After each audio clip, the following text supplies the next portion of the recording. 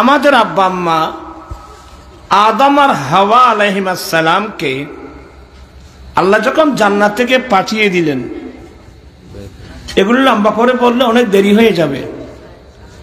আল্লাহ নিষেধ করেছিলেন যে তোমরা উসকুন আনতা ওয়া যাওজুকাল জান্নাতা, আদম তুমি তোমার স্ত্রী সহ জান্নাতে থাকো, আবাদুল আবাদ থাকো, কিন্তু সাবধান ওই ওয়ালা তাকরাবা হাযিহি শাজারাতা, ওই গাছের কাছেও যেও না।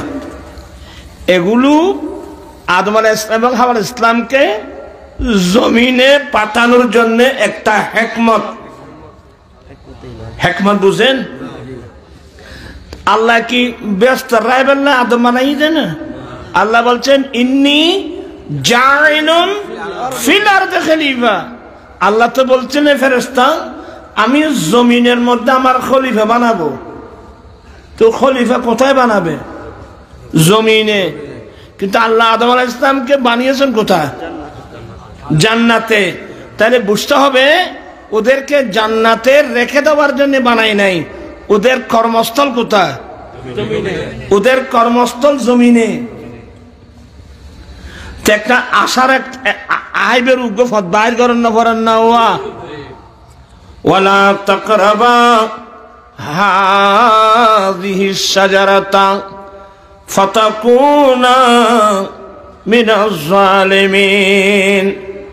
আদম তুমি এবং তোমার স্ত্রী দুইজনে জান্নাতে থাকো, যাইছে তা অকুলা হাইসু রাগাদান হাইসু সেই তোমা আবাদুল আবাদ, তোমরা জান্নাতে থাকো। এই জান্নাতের কি ফল ফ্রুটের কোন অভাব আছে? যতগুলো ইচ্ছা ততগুলো খাও, কিন্তু ওই গাছের কাছে যেও না। তার মানে ওই গাছের ফল খেও না। কথা বুঝছো না? এনে গাছিবে বলে গুন্ডুম গাছ খাওয়াতে না। আর প্রধান খাদ্য গুন্ডুম। এই বেখাতে মানা ঘরের দই খাম্বা নাই নি চিন এটা কই লাভ নাই, কিন্তু ওরা বুঝতেও না। ইন আল্লাহরও একখান হেকমত। তা আদম আলাইহিস সালাম হাওয়া আলাইহিস সালাম দুজনে ওই এখানে কাজ করছে ইবলিস। এখানে ইবলিস মানে ইবলিসের আকৃতি নিয়ে নয়, বড় মহতম সেজে, বড় মুহাদ্দিস মুফতি সেজে একেবারে আমাদের আমি জান হাওয়া আলাইহিস সালামকে বুদ্ধি দিয়েছে। এটা কতকার খাদেও আমি আপনাদের জন্য চিন্তা করতেছি, আমার জন্য না। বলে কি আল্লাহ যে ওই গাছের ফল খেতে নিষেধ করছে, আসলে এই গাছের ফল না খেলে আপনাদেরকে জান্নাত থেকে বের করে দিবে। এটা একটা পরীক্ষা। আমি খুব নসিহত করছি, মার কতবার নসিহত দিচ্ছি এই সমস্ত এগুলো দিয়ে ওই গাছের ফল খেয়েছেন। আমাদের আব্বাও খেয়েছেন, আমাদের আম্মাও খেয়েছেন। তো এই গাছের ফল যখন খেয়ে নিলেন, এটা একটা জান্নাত থেকে জমিনে পাঠানোর একটা উসিলা। বেয়াদবি মাপ। আব্বা এবং আম্মা উভয়ের জান্নাতি পোশাক আল্লাহ খুলে নিয়েছেন। আল্লাহ আল্লাহ জান্নাতি পোশাক আল্লাহ খুলে আজও সাবধান গাড়ি বিক্রি হচ্ছে। আয় বড় দুঃখ আছি বাজে এটা আছি।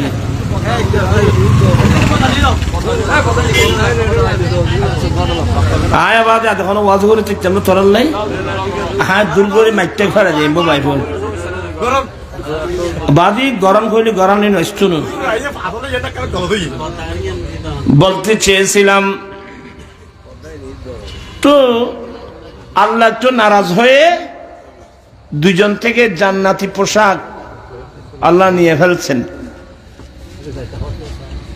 জান্নাতি পোশাক যখন নিয়ে ফেলছেন, আল্লাহ নবীদেরকে তো ফিতরাতান আল্লাহ লজ্জা দিয়েছেন। এমন লজ্জা, নবীদের ভিতর যে লজ্জা শরম, এগুলো কি আমাদের উম্মতের মধ্যে আছে? আল্লাহ নবীদেরকে ফিতরাতান অনেক বড় লজ্জাটা বড় নিয়ামত বাবা। লজ্জা শরম অনেক বড় একটা নিয়ামত। আল্লাহর নবী বলেন আল হায়াউ শুবাতুম মিনাল ঈমান। হায়া শরম লজ্জা ঈমানের অন্যতম শাখা। কি বুঝলেন? ইযা ফাতাকাল হায়া ফাফআল মাশিদ। মানুষের চরিত্র আদর্শ থেকে হায়া নামক যে একটা গুণ আছে, এই গুণটা যখন বিলুপ্ত হয়ে যাবে তখন মানুষ পশুর মতো যা ইচ্ছা তাই করতে পারবে। এখন দেখ নাউজুবিল্লাহ বল, নাউজুবিল্লাহ নয় সুবহানাল্লাহ না ভাই। এখন দেখছেন না আমাদের ছেলে মেয়েদের অবস্থা, বলতে তো আমার লজ্জা লাগে। পশুর মতো আচরণ। বস এতটুকু ইঙ্গিত দিচ্ছি, খুলে আর বলছি না, লজ্জা নিজের কাছেও তো আছে। হায়া শরম লজ্জা ঈমানের অন্যতম শাখা। আর এই শাখাটা যদি বিলুপ্ত হয়ে যায়, মানুষ ও চতুষ্পদ জন্তুর মতো, তখন মানুষ থাকবে না, আকৃতিতে মানুষ থাকবে, স্বভাব হবে পশুর মতো জন্তুর মতো। এখন তো ওপেন দেখা যাচ্ছে এগুলো।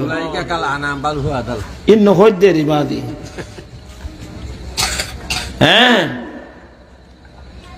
তো আমাদের আব্বা আদম আলাইহিস সালাম, হাওয়া আলাইহিস সালাম এরা তো নবী, এবং আমাদের আম্মি জান ওলি। আদম আলাইহিস সালাম নবী, ওনার ওয়াইফ আমাদের আম্মি জান হাওয়া আলাইহিস সালাম উনি তো ওলিয়া। এদের দেহ থেকে পোশাক যখন আল্লাহ খুলে নিলেন, জান্নাতি পোশাক যখন খুলে নিলেন, ওরা লজ্জায় কাতর হয়ে গেলেন। এই উলঙ্গ অবস্থায় আমরা দুনিয়াতে কিভাবে যাব? তখন এরা দুজনে জান্নাতের গাছ আছে না, জান্নাতের গাছের কাছে গেলে ফাতা নেওয়ার চেষ্টা করতেছে। এই গাছের ফাতা দিয়ে হলেও লজ্জাস্থান একটু দেখে নেব। অনেক লম্বা আলোচনা। কোন জান্নাতের গাছ? আপনারা আল্লাহর কথা মান্য করছেন, আপনাদের থেকে জান্নাতি লেবাস আল্লাহ খুলে নিয়েছেন, আমরা ফাতা দিলে তো আমরা আসামি হয়ে যাব। তো এক পর্যায়ে একটা গাছ বলছেন, হুজুর আপনাদের যতগুলো পাতার প্রয়োজন আছে ততগুলো ফাতা নিয়ে যান। আপনাদের যতগুলো ফাতার প্রয়োজন ততগুলো ফাতা নিয়ে যান। আপনাদেরকে ফাতা দেওয়ার কারণে আল্লাহ যদি আমাদেরকে যদি আল্লাহ ইয়ে করে শাস্তি দেয়, আমরা শাস্তি মেনে নেব। আল্লাহকে বলবো, আল্লাহ এগুলো তো তোমার নবীর জন্য আমরা শাস্তি মেনে নিচ্ছি। এগুলো আসলে অনেক লম্বা আলোচনা, এগুলো অনেক অনেক জিনিস মানুষ বুঝবেও না। এই জন্য আমি এগুলো মাঠে ময়দানে এগুলো বলিও না। আজকে হঠাৎ একটু কিছু কথা আসে গেল। তো আমাদের আব্বা আদম আলাইহিস সালাম নিলেন 3টি পাতা, আর আমাদের আম্মা হাওয়া আলাইহিস সালাম নিলেন 5টি পাতা। এই জন্য পুরুষ মানুষ মারা গেলে 3 কাপড় দিয়ে কাফন পরানো হয়, মহিলা মারা গেলে 5 কাপড় দিয়ে কাফন পরানো হয়। এই আল্লাহরও হিকমত। হ্যাঁ আমার ভাইয়েরা, আমাদের আব্বা আদম আলাইহিস সালামকে পাঠিয়েছেন শ্রীলঙ্কার পাহাড়ে, আমাদের আম্মা হাওয়া আলাইহিস সালামকে পাঠিয়েছেন জিদ্দায় আরবস্থানে। একজনকে মাকে পাঠিয়েছেন আরবস্থানে, বাবাকে পাঠিয়েছেন হিন্দুস্তানে, শ্রীলঙ্কায়। তখন এটা হিন্দুস্তানের একটা অংশ শ্রীলঙ্কায়। হ্যাঁ, যাই হোক, কথায় বাড়ালে দেরি হয়ে যাবে। দুজনকে 2 দেশে পাঠিয়ে দিলেন। আল্লামা জালালউদ্দিন সুয়ুতি ওনার কিতাব খাসাইসুল কুবরা শরীফে হাদিস নকল করেছেন, আদম আলাইহিস সালাম কেন আমি আল্লাহর নিষিদ্ধ গাছের ফল ভক্ষণ করলাম, এ লজ্জায় একদিন নয় দুদিন নয় 300 বছর যাবত নিজের কপালে চক্ষু নিচ থেকে উপরে উঠান না। লজ্জা কাকে বলে? আমার তো আর এখন চুরি তো চুরি, আরো ছিল চুরি, বুঝেন? আমাদের লজ্জা নাই, অনেক বড় নিয়ামত লজ্জা এটা। আমার ভাইয়েরা তো অনেকদিন কান্নাকাটি করছেন আমাদের আব্বা আম্মা। আমার ভাইয়েরা একদিন আল্লাহ আদম আলাইহিস সালামকে কয়েকটি দোয়া শিখাই দিলেন। ফাতালাক্কা আদামু মির রাব্বিহি কালিমাত, आदम ने अपने रब से चंदे कलिमात चंदे दुआएं सीख लिए। आदम अलैहिस सलाम আপন রবের পক্ষ থেকে কয়েকটা কালিমা অর্থাৎ কয়েকটা দোয়া শিখে নিলেন। সুবহানাল্লাহ। এই দোয়াটা কবুল হওয়ার জন্য আদম আলাইহিস সালাম আপন রবের পক্ষ থেকে কয়েকটি দোয়া শিখে নিলেন। 1 নম্বর দোয়া হলো রব্বানা যালামনা আনফুসানা ওয়া ইল্লাম তাগফির লানা ওয়া তারহামনা লানাকুনান্না মিনাল খাসিরিন। আয় আল্লাহ, আমরা আমাদের নফসের উপর আমরা জুলুম করেছি, আমরা সীমা লঙ্ঘন করেছি। আল্লাহ, তুমি যদি আমাদেরকে দয়া না করো আমরা তো ক্ষতিগ্রস্ত মানুষের মধ্যে হয়ে যাব। আল্লাহ, তোমার দয়া ছাড়া সম্ভব না। দোয়া করলেন 1।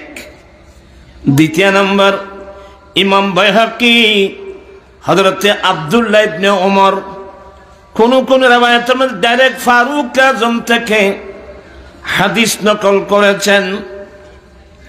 একটা দুইটা হাদিস না, এটা দালাইল নবুয়তের মধ্যে আছে, বাইহাকি শরীফের মধ্যে আছে। আর আদম আলাইহিস সালাম অনেকদিন পরে আরাফাতের মাঠে, কোথায়? আরাফাতের মাঠ। এই সর্বপ্রথম স্বামী স্ত্রী এই জমিনের মধ্যে স্বামী স্ত্রীর সাথে দেখা হলো ওই মাঠে। এই সেবে ওই মাঠের নাম আরাফাত। আরাফাত মানে, আরাফা মানে পরিচয়। স্বামী স্ত্রী দুজনে পরিচিত হলো ওই মাঠে। তো সেই মাঠে আদম আলাইহিস সালাম হাওয়া আলাইহিস সালাম দুজনে হাত তুলে দোয়া করলেন। একটা দোয়া হলো এটা, আরেকটা দোয়া হলো আল্লাহুম্মা ইন্নী আসআলুকা বিহাক্কি মুহাম্মাদিন। আল্লাহ, আমি আদম তোমার কাছে মুহাম্মদ সাল্লাল্লাহু আলাইহি ওয়াসাল্লামের উসিলা দিয়ে দোয়া করছি। আল্লাহ, আমি মুহাম্মদ সাল্লাল্লাহু আলাইহি ওয়াসাল্লামের উসিলা দিয়ে তোমার কাছে দোয়া করছি। উসিলা দিয়ে দোয়া করা, আজকাল আমাদের দেশে একদল হুজুর বাইর হয়েছে আহলে হাদিস, এরা উসিলা দিয়ে দোয়া করা নাজায়েজ বলে, বেদাত বলে। আসলে এরা হলো ডাহা মুরুক্ক, এদের কাছে কোরআন সুন্নাহর কোনো জ্ঞানে গোটা বুখারী শরীফের হাদিস কিতাবুল ইস্তিসকা ফারুক আজম বলছেন, আল্লাহ, আমরা তোমার কাছে দুর্ভিক্ষের সময় তোমার নবীর উসিলা দিয়ে তোমার কাছে দোয়া করতাম। আল্লাহ, এবার আমি উম্মত তোমার নবীর চাচা আব্বাসের উসিলা দিয়ে তোমার কাছে দোয়া করছি। আল্লাহ, তুমি রহমতের বৃষ্টি দান করো।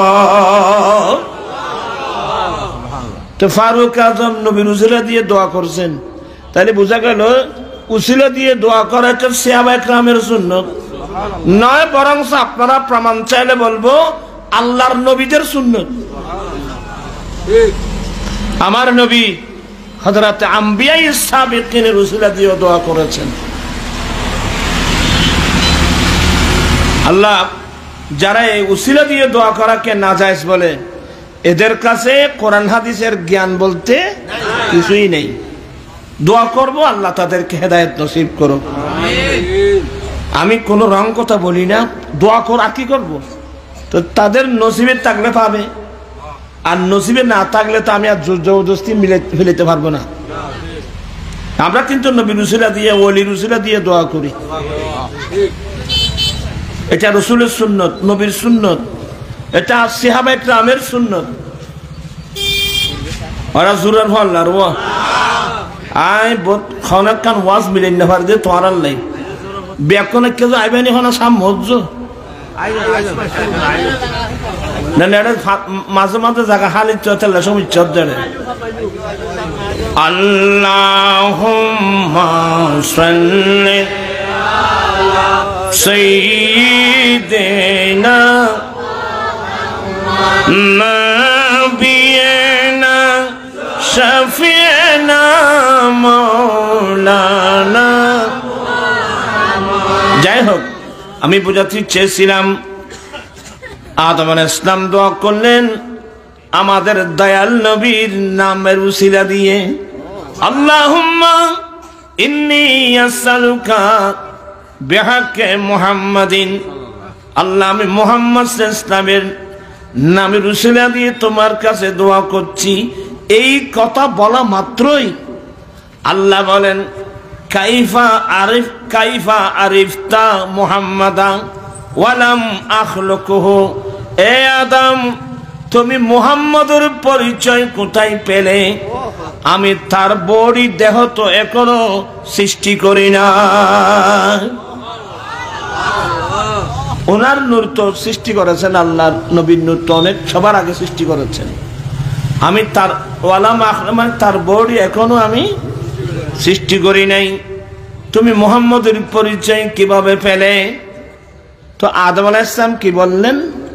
মাওলা তুমি আমাকে তোমার কুদরতের হাত দিয়ে যখন বানিয়েছো জান্নাতে, আমাকে বানানোর পর তুমি তোমার প্রিয় একটা রূহ আমার মধ্যে নিক্ষেপ করেছো, আমার মধ্যে যখন প্রাণ দিয়েছো আমি জাগ্রত হলাম। ওই সময় আমি আমার এই চেহারা উপরের দিকে উঠালাম। আমি যখন চেহারাটা উপরের দিকে উঠালাম, ফারাইতু আমি আদম দেখলাম কাওয়াইমিল আরশ, আয়াল্লাহ তোমার আরশ আযমের অথবা তোমার জান্নাতের পায়ার মধ্যে তোমার নামের সাথে এই নবীর নাম আমি লেখা দেখতে পেয়েছি। আল্লাহু আকবার।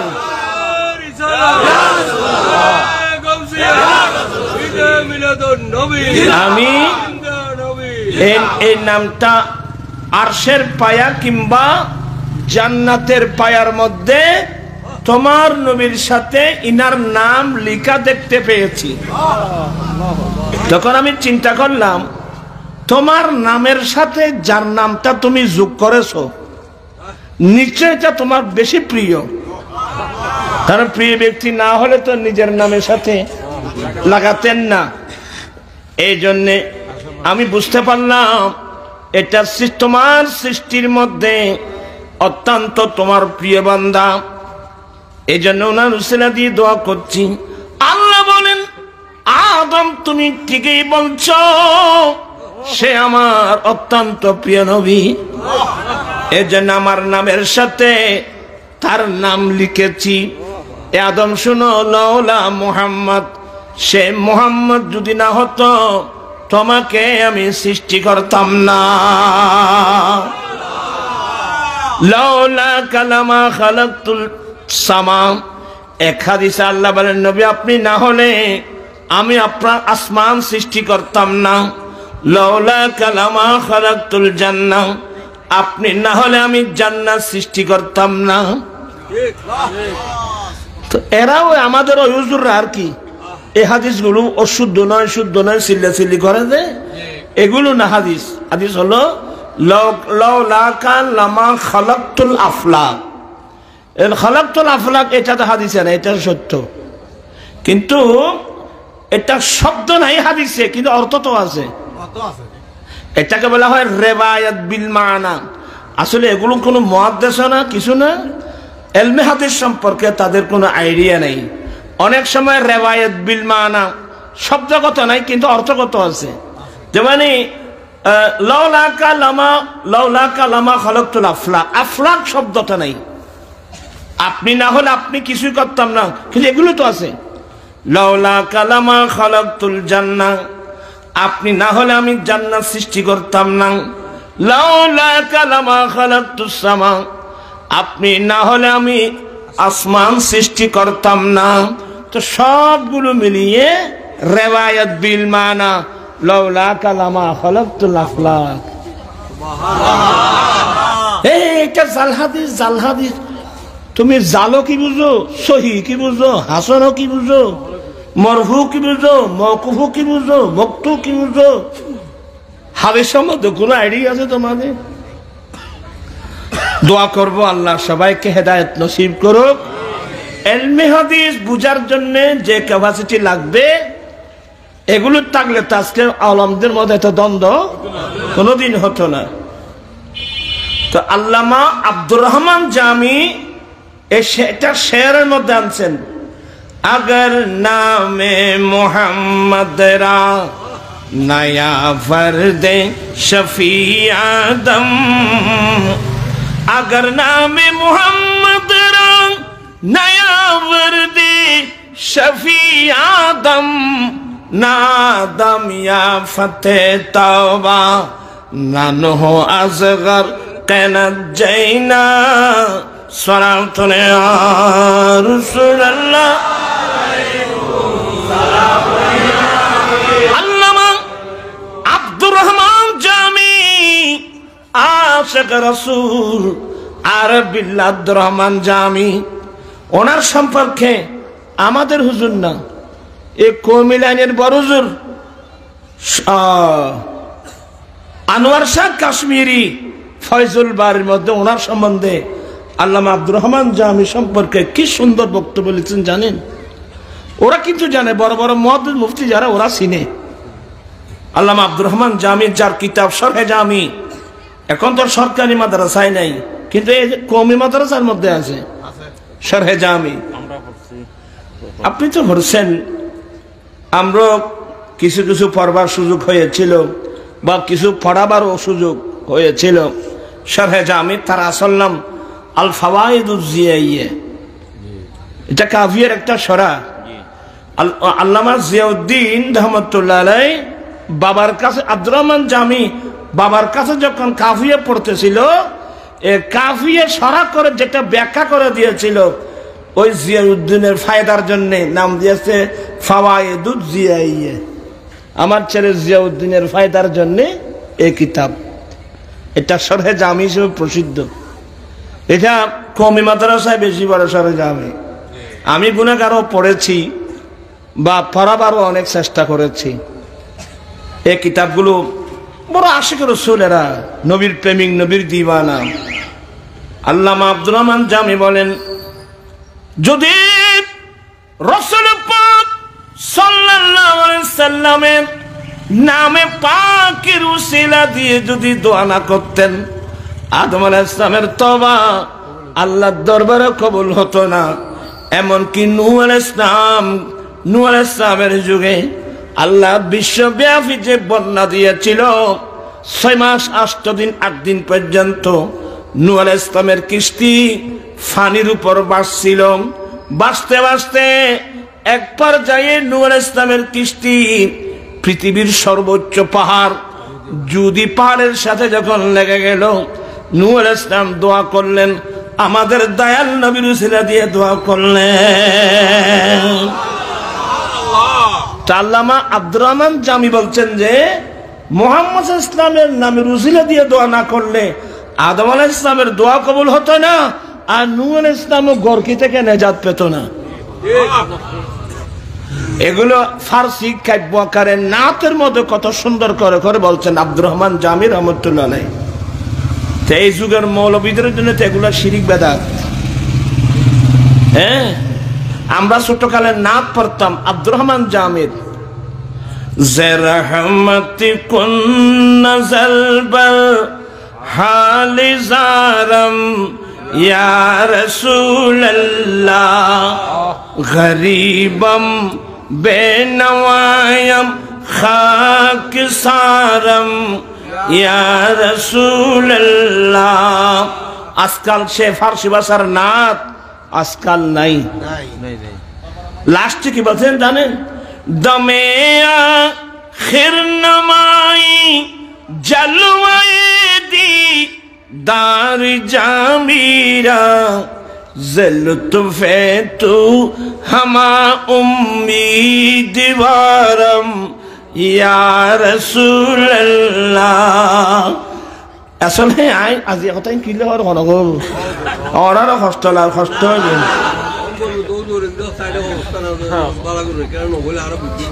কেন আল্লাহ সবাইকে এর নিয়ামত গুলো পাওয়ার তৌফিক দান করুক, আমিন। তো কলমা এটা আরশ আজমের পায়ের মধ্যে কোড়া কলমা লেখা আছে। আরে এতগুলো আমরা তো আরশ আজমের পায়েও দেখি নাই, আমার নবীর হাদিস পেয়েছি, এটা আমার বিশ্বাস। এখানে অনেক ছেলেরা আছো যারা দুবাই, আবুধাবি, মস্কট, কাতার, সৌদিয়া, আরবস্থানের থাকে, এমন অনেক মানুষ আছে না? আপনি দেখবেন যে সৌদি আরবে, আরবস্থানে প্রত্যেক পতাকার মধ্যে কলমা লেখা আছে, লা ইলাহা ইল্লাল্লাহু মুহাম্মাদুর রাসূলুল্লাহ। তো আমরা বাদ দেন না, আমরা আরবের বাইরের মানুষ, আরবস্থানের প্রত্যেকটা পতাকার মধ্যে কলমা লেখা আছে, গোটা কলমা নাই। তো ওরা এই কলমাটা প্রত্যেকে লেখলো, কেউ তো আপনাদের কাছে জিজ্ঞাসা করেন নাই।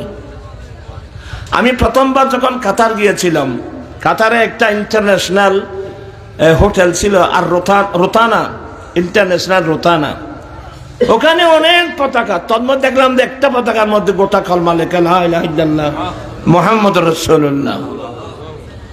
আজকে আমরা এমন এক যুগে আসলাম না, তা একজন বলতে সে কলমাও পায় নাই, আরেকজন বলছে যে লা ইলাহা ইল্লাল্লাহ সাথে মুহাম্মাদুর রাসূলুল্লাহ একসাথে লেখা যাবে না, একসাথে লিখলে শিরকের পর্যায়ে পড়ে। এই মৌলবীদের, দুষ্ট মৌলবীদের কথা শুনে অজ্ঞ অনেক নর্থ বেঙ্গলের মানুষ অনেক মসজিদ থেকে কলমা কেটে ফেলছে। আপনারা বুঝেন, মানে এদেশের মুসলমান আমাদের কত ষড়যন্ত্রের শিকার। এটা যারা ইসলামী দল করে না এদের কথা বলছি না, যারা ইসলামী দলের দাবিদার, ইসলামী শাসন ব্যবস্থার দাবিদার, এমন মৌলবীরা যদি এমন মারাত্মক মারাত্মক গলত কথা বলে, তো এই দেশের মানুষ, সরল প্রাণ, স্কুল, কলেজ, ইউনিভার্সিটির ছাত্র ভাইয়েরা, ওরা কোথায় যাবে আমাকে বলেন তো? আমি আমার দেশের ছেলেদেরকে বলছি, হুট করে একটা দর দেবে না, আমাদের সাথে একটু মত বিনিময় করবা। আলহামদুলিল্লাহ আহলে সুন্নাত ওয়াল জামাতের উলামা ইকরামরা অর্থের গরিব হতে পারে, কিন্তু এই সুন্নি জামাতের মধ্যে আল্লাহ এমন এমন আলেম দিয়েছেন, এরা কিন্তু জ্ঞানের অভাবী না। আমি কি কথা বুঝাতে পারলাম? তা আমি আসলে এগুলো বলতে হচ্ছে অবস্থার পরিপ্রেক্ষিতে।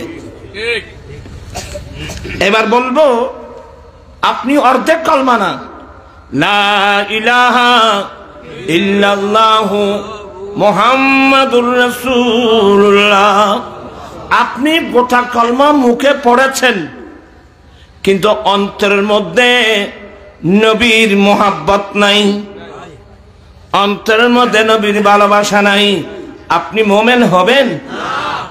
আমি বলছি না, পড়ুন, ক্বালা রাসূলুল্লাহি সাল্লাল্লাহু আলাইহি ওয়াসাল্লাম লা ঈমানা লিমান লা মুহাব্বাতা লাহু।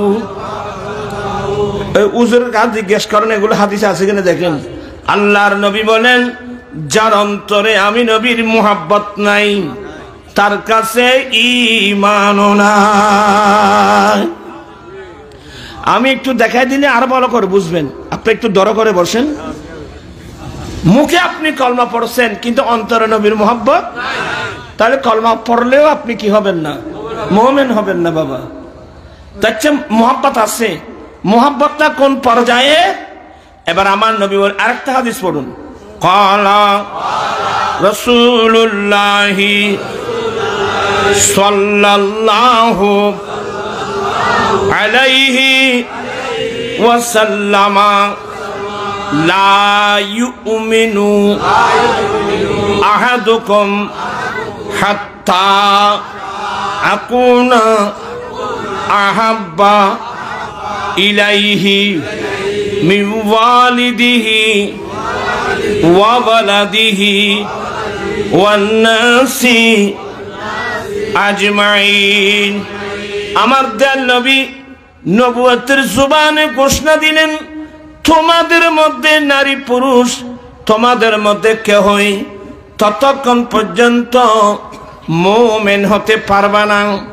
মুহাদ্দিসিন ইকরাম একটু সহজ করে বলছেন, পূর্ণ মুমিন হতে পারবে না যতক্ষণ পর্যন্ত তোমাদের মা বাবা, তোমাদের স্বামী স্ত্রী, সন্তান সন্ততি, পৃথিবীর বুকে তোমাদের যত আপনজন আছে সবার ভালোবাসার চেয়ে আমি নবীর ভালোবাসা যতক্ষণ পর্যন্ত বেশি হবে না ততক্ষণ পর্যন্ত তোমরা কেহই পূর্ণ মুমিন হতে পারবে না।